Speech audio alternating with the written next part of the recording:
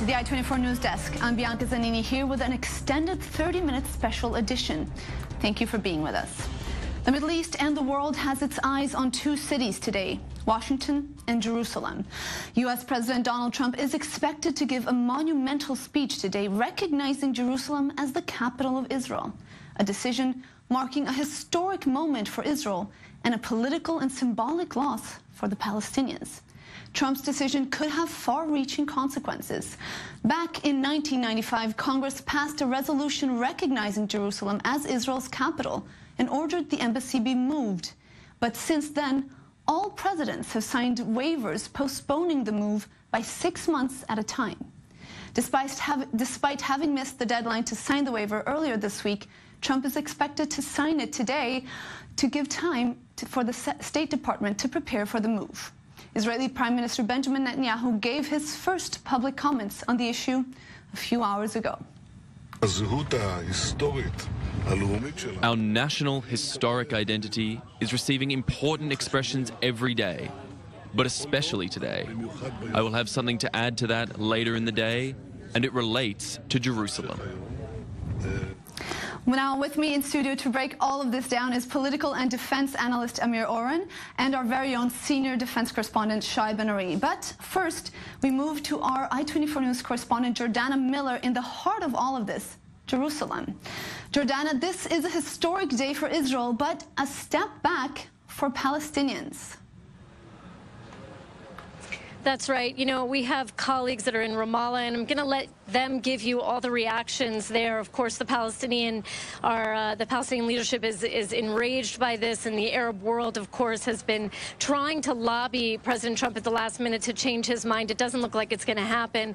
But from here in Jerusalem, this is really just hours before what's going to be really a seismic shift here. And the ramifications of it, the consequences, really are going to play out over months. But for the first time, the U.S. will recognize Jerusalem as the capital of Israel, and that is something that Israeli officials say for decades they have wanted.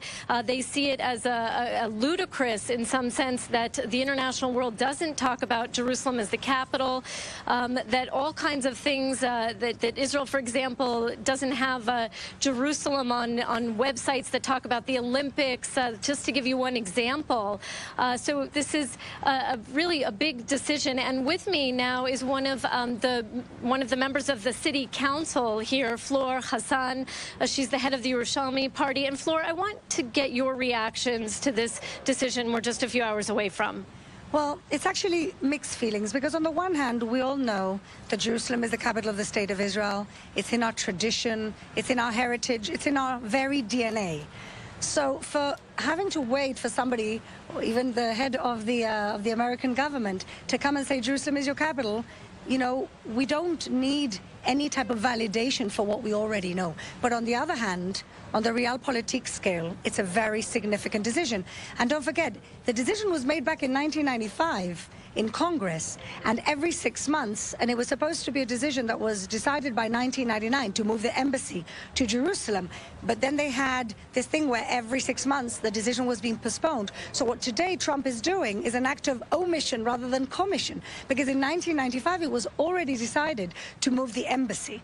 He's decided not to delay the decision like have been done for the last 25 years.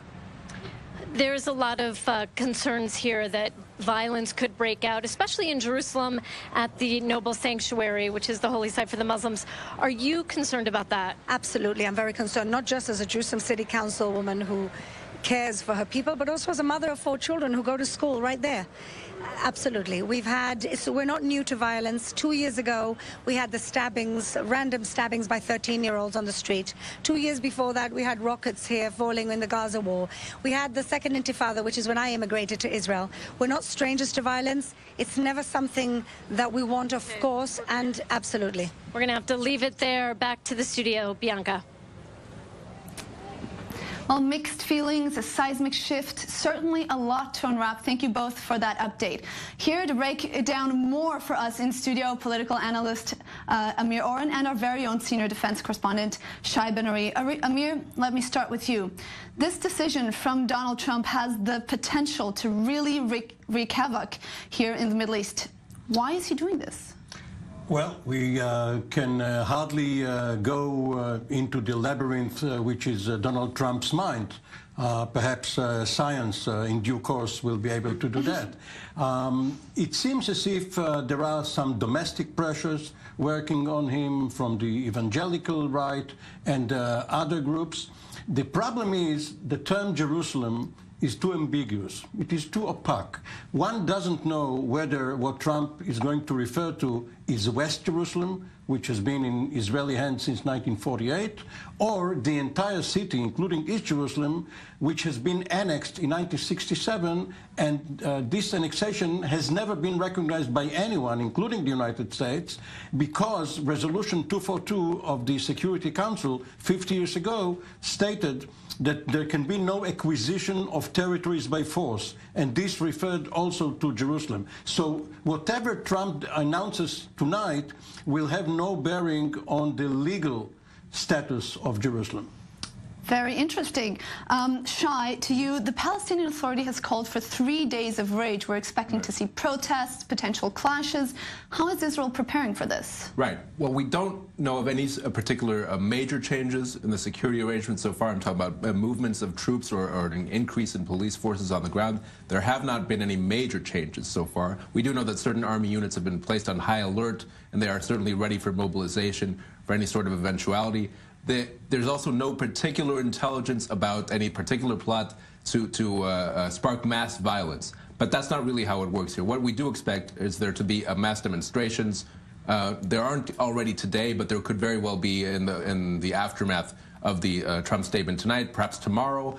Friday is perhaps the key day when you have Friday prayers, and this is a pattern that we saw over the summer, where things tended to get somewhat violent in the aftermath of that. And even if it doesn't necessarily get too out of control there, one of the major concerns is what lone wolves may do on their own initiative. Thank you, Shai. I want to add to our conversation. Both of you stay here because there's a lot more to unwrap, but I want to add to our conversation Matthew Brodsky, Middle East and geopolitical analyst from Washington. Thank you for being with us, Matthew. Let me start by asking you, Trump has said repeatedly he wants to be the man behind a deal between the Israelis and the Palestinians. What does this mean for his chances of achieving that? I don't know that it affects it that much. First of all, there isn't a really big possibility that there's a great ultimate deal in the offing, and that's just based on reality. But on the other hand, while he's expressed his desire to play that role, at the same time, he himself is not a globalist, and what he is doing is not only pushing back on Obama, his policies, and the effort at the UN to kneecap Israel right before Obama left office, but he's also pushing back on the UN and UNESCO and a whole bunch of global organizations that have really come out to hamper Israel and to declare that Jews have no connection to Jerusalem at all. This fits the president like a glove. You're saying this fits the president like a glove, but is he playing with fire here? I mean, we have the whole world warning him. I think this is actually for him, and I think for the world, will really show which countries and which places and who just doesn't accept Israel as a Jewish state. Because we don't know what the president is going to say quite yet, and it depends on what he says and how he defines Jerusalem, as your previous guest stated. The fact is, to declare that Jerusalem is Israel's capital, is akin to declaring that the world is round. It's a fact, and Congress has known that.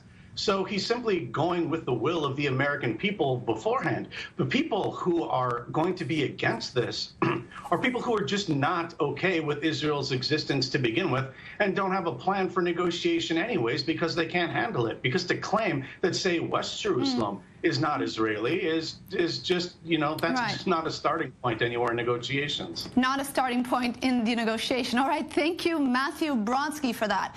The U.S. president making history in the Middle East today. The world holding its breath to see what will come of this historic decision. And the big question, will this bring peace closer or push it further away? We're taking a 1-minute break, but please stay with us.